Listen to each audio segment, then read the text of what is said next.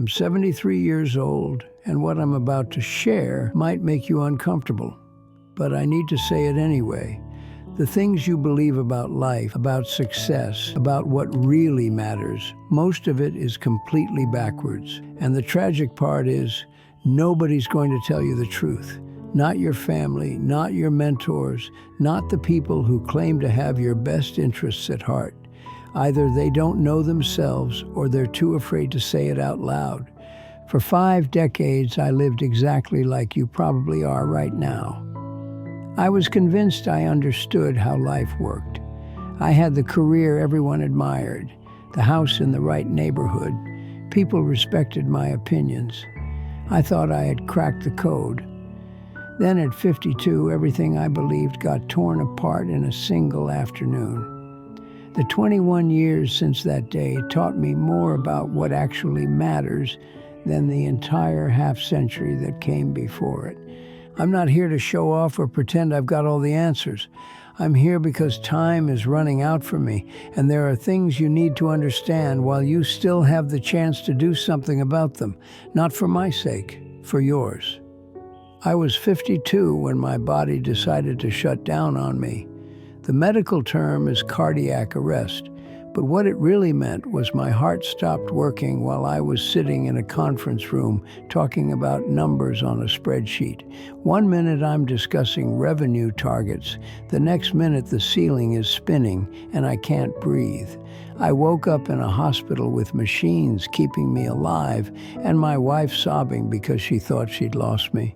The doctor told me I was fortunate. That word, fortunate. I just had a front row seat to my own death, and they called it good luck. But here's the thing, they weren't wrong. Because being stuck in that bed with nothing but time to think, I understood something that shook me to my core. I hadn't been living at all. I'd been performing, going through the script everyone handed me, checking off boxes on some invisible list of things I was supposed to accomplish. Never once stopping to ask if any of it was what I actually wanted. The thought that still wakes me up at night is this: if my heart hadn't started again, if that had been the end, what would my life have added up to? A mortgage that got paid off, some savings in an account, a resume of accomplishments that wouldn't matter to anyone 5 years after I was gone. You know what the most dangerous lie is? The one you're probably telling yourself right this second. There's time. I'll get to that eventually. Once things settle down, once I'm more established, once I'm older, that's when I'll start living the way I want to. I watch people in their 20s, 30s, 40s, all of them saying identical things. Once I earn more, then I'll be content. Once I get promoted, then I'll slow down. Once the children are older, then I'll take that trip. Once I retire, then I'll finally do what makes me happy. Let me save you 50 years of pain. That moment you're waiting for doesn't exist. Want to know why? Because the target never stops moving. You get the promotion, and immediately you're focused on the next one. You hit your income goal, and suddenly it's not enough anymore. You're constantly reaching for something just beyond your grasp. And then one day you're 70 years old, asking yourself where all the time went. I lived this, 3 decades climbing towards something, and when I finally reached the top, I realized the entire ladder was propped against the wrong building. And you can't just climb back down. You can't rewind the years and choose differently. Time only moves in one direction. Here's what nobody mentions when you're young. Success is the worst possible thing to chase. I'm telling you this as someone who got everything he aimed for, made partner, bought the dream house, earned the respect of everyone in my field, and none of it filled the hole inside me. You achieve what you set out to achieve, and you feel incredible for about 2 days. Then it fades. You're back to normal. Now you need something bigger to chase, another milestone, more proof that you matter. It's an endless cycle. 3 years ago, I went to a funeral for someone I'd known for decades. 68 years old when he died. Worked himself into the ground building a business worth millions. Never took a real vacation, always promising he'd ease up soon. Then he had a stroke. At his funeral, his son stood up and said something I'll never forget. He said, "My father accomplished a lot, but I didn't really know him." Is that what you want carved on your headstone? The regrets that eat at you aren't the mistakes you made. They're the things you never did. I don't lose sleep over business deals that fell through. Those don't haunt me. You know what does? The trip to Japan I never took because work was too demanding. The relationship with my brother that I let fade away. The book I talked about writing but never started.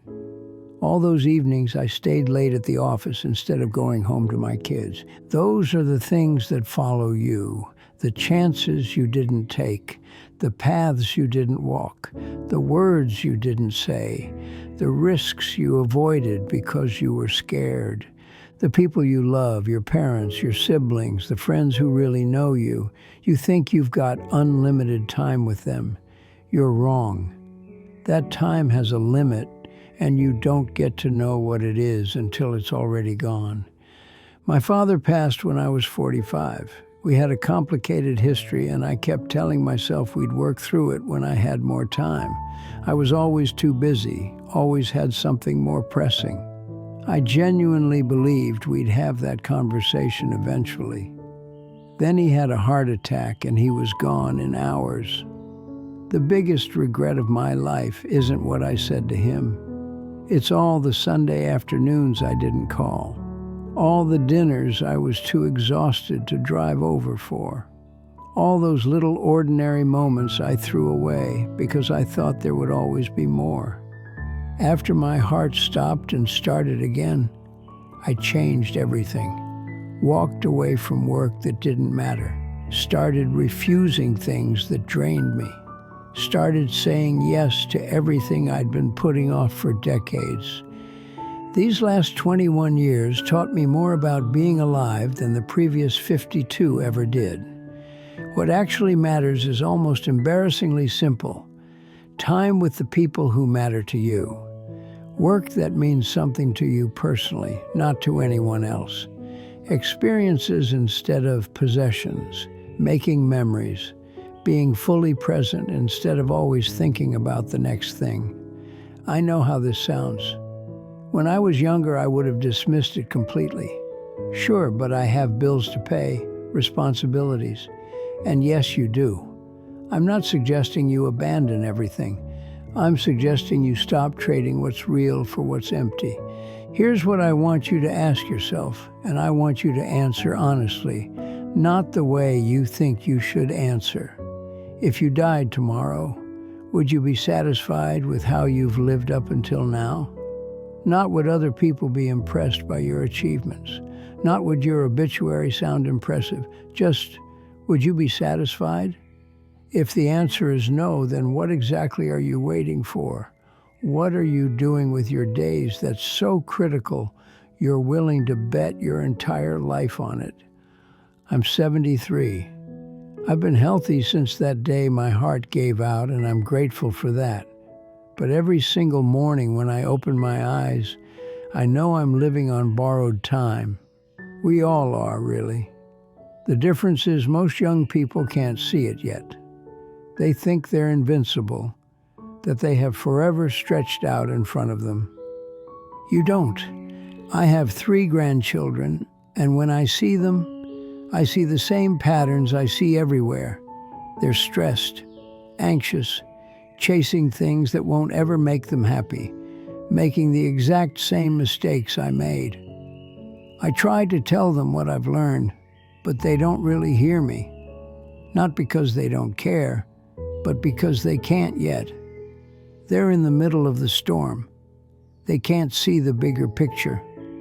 They think their situation is different, that the lessons from my generation don't apply to theirs. That's why I'm making this, because maybe if enough people hear it, someone will actually listen before it's too late. Someone will make different choices.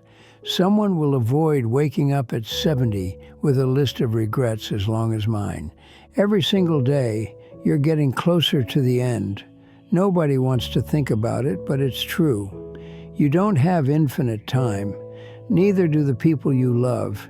Your parents, if they're still here, they're aging every day. One day, probably sooner than feels possible, they'll be gone. Your spouse, your friends, your children, none of these connections last forever. So what are you going to do about it? Keep postponing that phone call, keep delaying that trip, keep telling yourself you'll make time later when things calm down? Or are you going to wake up today and start living like someone who understands their time is limited? Because it is. If I could sit down with my 30-year-old self, this is what I'd say. Stop trying to impress people who don't actually care about you. Stop destroying your health for a career that would replace you in a week. Stop postponing happiness until some perfect future moment. Stop waiting for someone to give you permission to live the life you want. Start calling your parents more. Start taking those trips you keep talking about. Start doing the things that scare you. Start refusing obligations that leave you empty. Start choosing experiences that fill you up. And most importantly, start today. Not next month. Not after you finish this project. Not when you have more money or more time or more security. Today. The perfect moment is never coming. Life is always going to be messy and complicated and full of reasons to wait. But if you keep waiting, you'll wake up one day and realize you waited your entire life away. I'm 73. If I'm lucky, maybe I've got 10 or 15 more years, maybe 20 if I'm blessed, probably less. And I'm at peace with that, because these last 21 years have been the richest of my entire life, not because I made more money, because I finally started living with intention, appreciating each day, putting what matters first. I've traveled to places I always wanted to see, built deeper relationships with my kids and grandchildren, picked up hobbies I'd always put off, forgiven people I'd been holding grudges against, said I love you more times than I can count. I'm happier now at 73 with limited time ahead of me than I was at 30 when I thought I had forever. That's the paradox. When you truly understand that time is limited, you finally start living. You stop wasting it. You stop postponing joy. You stop waiting for someday. You have a choice right now in this moment. You can keep living exactly how you're living, chasing success, postponing happiness, telling yourself you'll make time later, or you can wake up. Realize that time is running out faster than you think, and the life you're planning to live someday needs to start right now. I can't make this decision for you, but I can tell you this. You don't want to be 73 looking back and wishing you'd made different choices.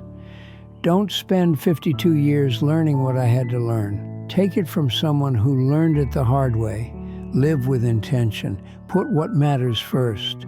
Stop waiting for someday. Someday is today. It always has been. If this means something to you, share it. Leave a comment telling me what you're going to do differently. Subscribe because I've got more truth to share, and I'm running out of time to share it. The clock is ticking for all of us. What are you going to do with the time you have left?